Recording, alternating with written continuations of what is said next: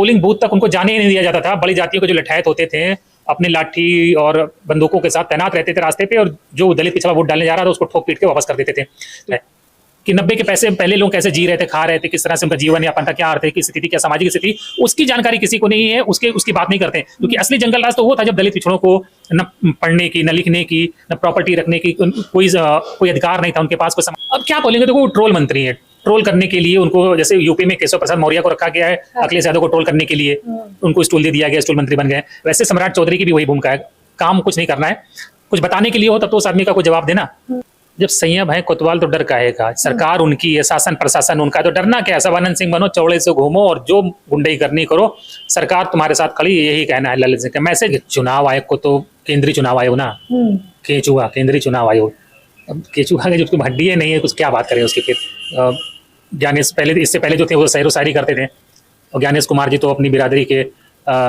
नमस्कार, मैं ज्योति यादव और आप देख रहे हैं रिपब्लिक समाचार। पहले तो मोकामा में दुलार चंद यादव हत्याकांड होता है, और फिर उसके बाद जिस प्रकार से लूट खसोट चल रही है, वो भी वोटों की चोरी होने वाली है। इस बार तो डंके की चोट पर ऐलान कर रहे हैं मंत्री साहब। मंत्री ललन जी का कहना है कि गरीबों को वोट मत डालने दो, और जो वोट डालने जा रहा है उसके पीछे पीछे जाइए, और जब वो वोट डाल देता है तो उसके साथ ही वापस लौट आइए। यानी कि दिन दहाड़ी वोटों की चोरी की जाती है, और इसके बाद जब चुनाव आयोग पर इसका प्रेशर बनता है, यानी कि दबाव बनता है, उसके बाद जाकर चुनाव आयोग कहता है, एफआईआर भी दर्ज करता है और अल्टीमेटम भी देता है। हालांकि इस पूरे विषय पर अभी तो एक मंत्री साहब ने कहा है, अभी एक एक करके तमाम वीडियोस भी निकलकर सामने आएंगे, अभी तो शुरुआत हुई है मतदान से ठीक पहले। इस पूरे विषय को लेकर पत्रकार अनिल यादव से हम सीधे बातचीत करेंगे।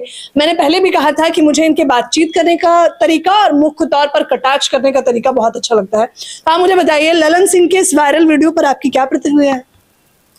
जिसमें वो कह रहे हैं ना कि वोट ना डालने दो, गरीबों को वोट ना डालने दो, जो हमारे विरोध में है उसे को नहीं, स्वर्ण गरीब हो तो डालने दो, दलित पिछड़ों को और अल्पसंख्यकों को मत डालने दो, क्योंकि स्वर्ण वोट तो बीजेपी को जाएगा, ये कंफर्म है। वो कोर वोट बैंक है स्वर्ण बीजेपी का, तो उससे मसला नहीं। गरीब मत कहा करिए, सीधे दलित पिछड़ा कहा करिए। उनको दलित पिछड़ों के वोट डालने से दिक्कत है। उनका वीडियो वायरल हो रहा है, इसमें कह रहे हैं कि दलित पिछड़ों को वोट मत डालने दो और उनके घर के आगे पहरा लगा दो, जम जाओ।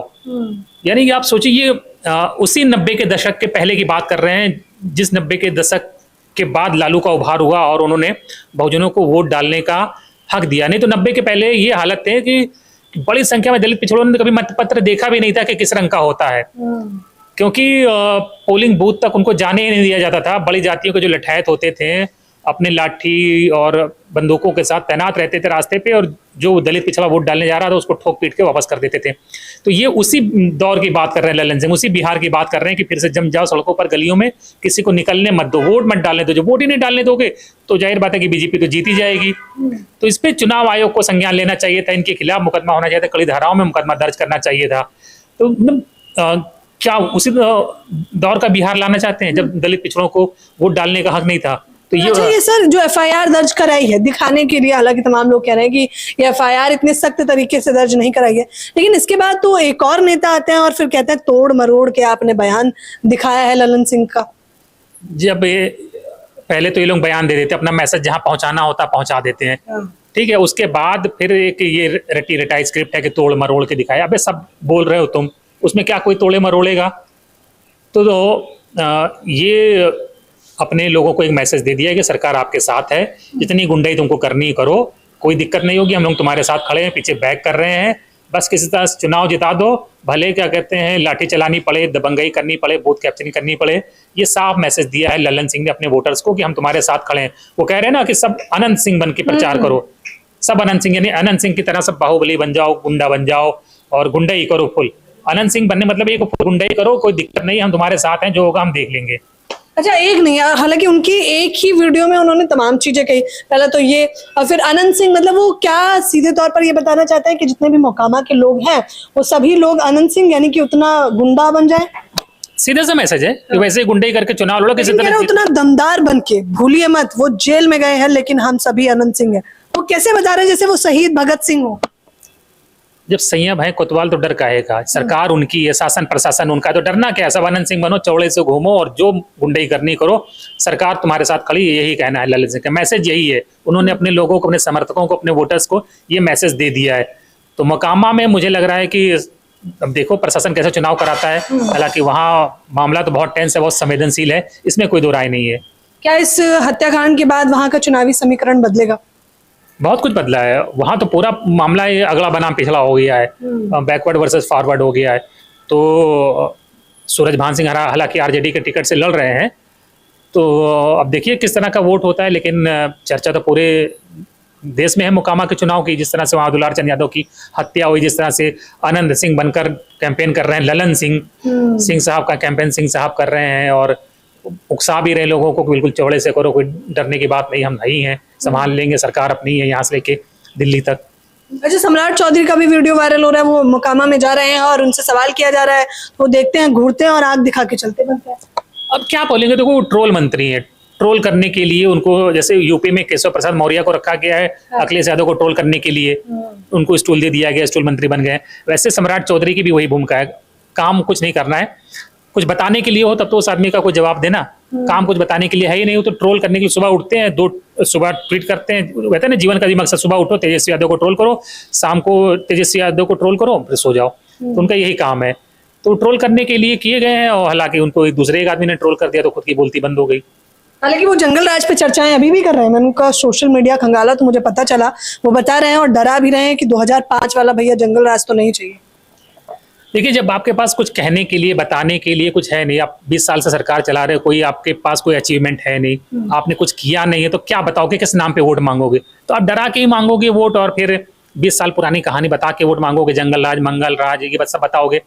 अच्छा, ये सब बड़े आश्चर्य की बात है कि जंगल राज की बात तो करते हैं, लेकिन सन 90 के लेके 2005 यानी 15 साल के जंगल राज की बात करते हैं। 90 के पहले बिहार में क्या था उसकी कोई बात नहीं करता है, कि 90 के पैसे पहले लोग कैसे जी रहे थे, खा रहे थे, किस तरह से उनका जीवन यापन था, क्या आर्थिक स्थिति, क्या सामाजिक स्थिति, उसकी जानकारी किसी को नहीं है, उसकी बात नहीं करते हैं। क्योंकि असली जंगल राज तो वो था जब दलित पिछड़ों को न पढ़ने की, न लिखने की, न प्रॉपर्टी रखने की कोई अधिकार नहीं था उनके पास, कोई सामाजिक अधिकार नहीं था, आर्थिक अधिकार नहीं था, गुलामों की जिंदगी जी रहे थे, बेगार कर रहे थे अगली जात वालों के खेतों में। और तो उसकी बात नहीं करता है, कोई 90 के पहले की क्या बात थी, सब 90 से लेकर 2005 15 साल की बात करते हैं, और उसको जंगल राज बताते हैं, क्योंकि उसमें दलित पिछड़ों की सरकार थी, लालू यादव ने दलित पिछड़ों को उनका हक दिया, उनको जगाया, उनके लिए स्कूल कॉलेज की स्थापना की, नौकरियों में भागीदारी दी, पुलिस में उनकी भागीदारी कराई। तो जहाँ दलित पिछड़ा सरकार हो, जब दलित पिछड़ा को हक मिलने लगे तो वो जंगल राज होता है। अच्छा, एसआईआर को लेकर सर बहुत हंगामा हुआ, संसद के अंदर, संसद के बाहर, मैंने कवर भी किया था।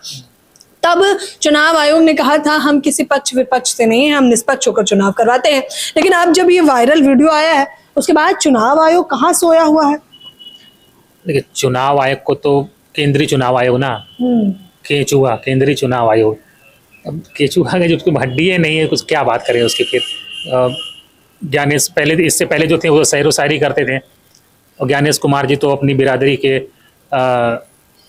जिस बिरादरी के हैं उसके जातीय सम्मेलन में जा रहे हैं। तो अब चुनाव आयोग होना या ना होना कोई मतलब है नहीं इस देश में, कोई मतलब नहीं है। कहाँ कोई मतलब हाल फिलहाल में दुलार चंद यादव हत्याकांड पर उन्होंने कहा गुंडाई बर्दाश्त नहीं की जाएगी। कहने के लिए ठीक है, कुछ डायलॉग देने में क्या दिक्कत है, तो डायलॉग देते रहते, करते नहीं है ना, खाली डायलॉग देते हैं, करते नहीं है। अगर करते होते हैं, बैलेंस बना के करते हैं, निष्पक्ष होकर काम करते हैं, तो शायद अब अपोजिशन जिस तरह के आरोप लगा रहा है वो आरोप ना लगाता।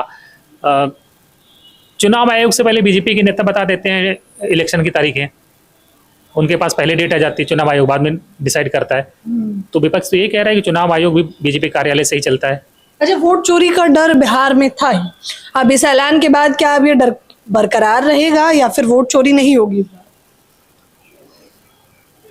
देखिए, राहुल गांधी की प्रेस कॉन्फ्रेंस आज 12 बजे होने वाली है। देखो उसमें कोई नया बड़ा धमाका करने वाले, वो तो पहले आरोप लगा चुके हैं कि वोट चोरी होती है, कैसे एक एक घर में 40-40, 50-50, 100-100, 200-200 वोटर्स के नाम निकले हैं।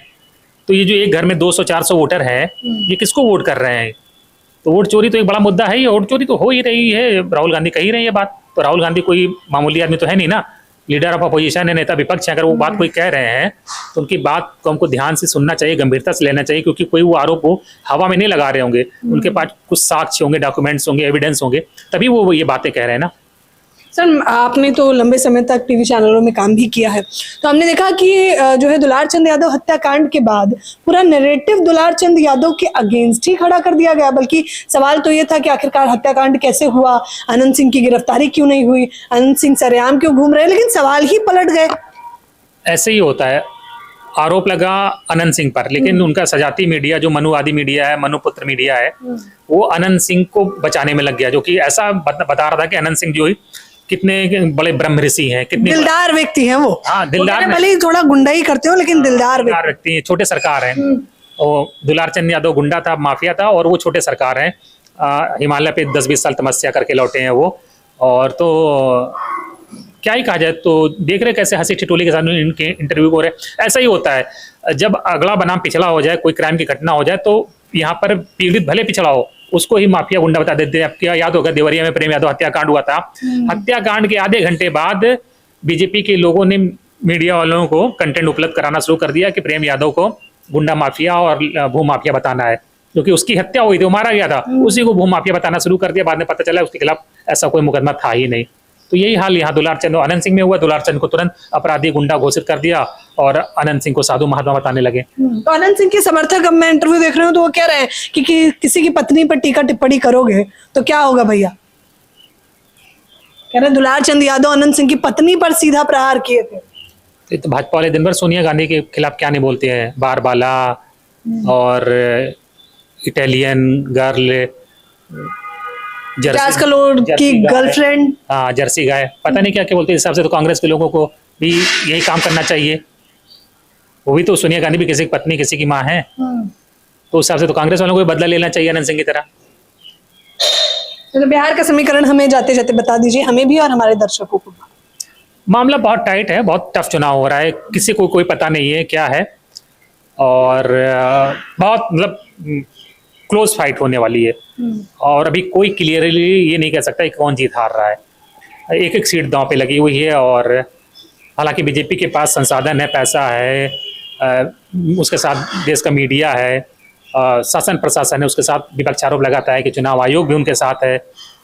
तो एक एज तो है बीजेपी को, अपने तमाम उसके जो अघोषित अलायंस पार्टनर हैं, मीडिया या केचुआ या शासन प्रशासन, तो एक एज तो है बीजेपी के पास। लेकिन फिर भी जनता चुनाव लड़ रही है, मुझे लग रहा है बिहार में।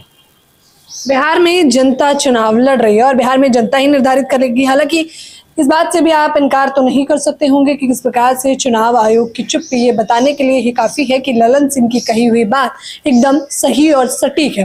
हालांकि ये ग्राउंड जीरो की रिपोर्ट हम लगातार आपको रिपब्लिक समाचार के माध्यम से दिखाते रहेंगे। हर बार मुझे समय देने के लिए आपका बहुत बहुत धन्यवाद आपका, और आपके चैनल को बहुत बहुत शुभकामनाएं।